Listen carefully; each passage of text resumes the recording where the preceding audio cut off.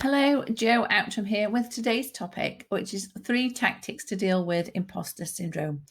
And my reason for bringing this topic today is that I see many of my clients when we're working on their money mindset and creating their blueprint for financial success, they are actually talking about having imposter syndrome, or at least talking about having the kind of negative thoughts that we generally associate with imposter syndrome.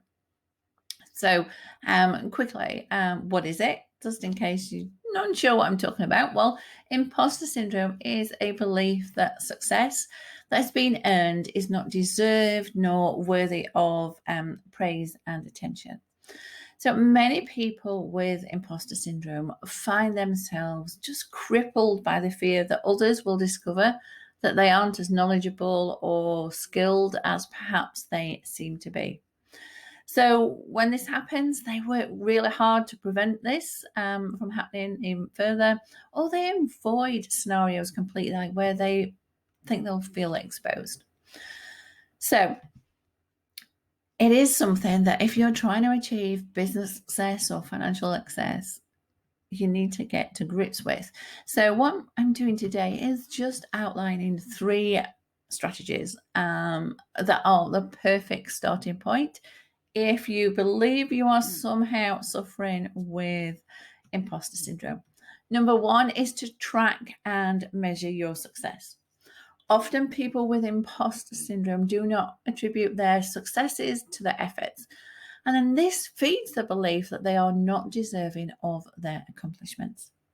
However, when we track and measure our success, it can be challenging to overlook it. Being intentional about capturing our efforts and the successes they lead to directly combating ideas about our lack of ability or intellect by proving on paper, how our actions have led to a positive outcome. So, for example, suppose we can visibly see that we are responsible for achieving good things. In that case, it can boost our confidence and, throw a big dent in that imposter syndrome. Then number 2 is a growth mindset. Well, a growth mindset is an idea that we are not fixed to our current capabilities or knowledge levels. Instead, it is the belief that we can grow, hence the name, and increase our knowledge and abilities with some effort and energy over time.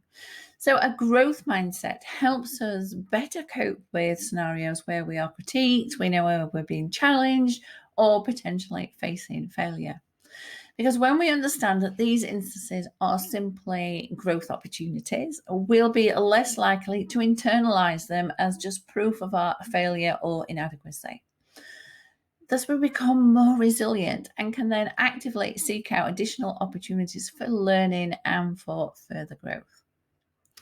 So that was number 2. The third thing is to replace negative thinking. Now, this practice requires actively noting those thoughts we have about ourselves that are discouraging and negative and addressing them at the moment, in the here and now. So this works to interrupt those negative thought patterns that reinforce this negative imposter syndrome. So by shutting down negative thoughts, we keep them from taking root, and we can then redirect them towards thoughts that, uplift us, that, encourage us, empower us, and highlight our capabilities and our potential. This essentially then keeps the thoughts that serve as the foundation of imposter syndrome. It stops them from developing, giving little to no room for the syndrome to thrive. So there you have it. There are 3 simple strategies to start dealing with imposter syndrome in however that is currently showing up for you.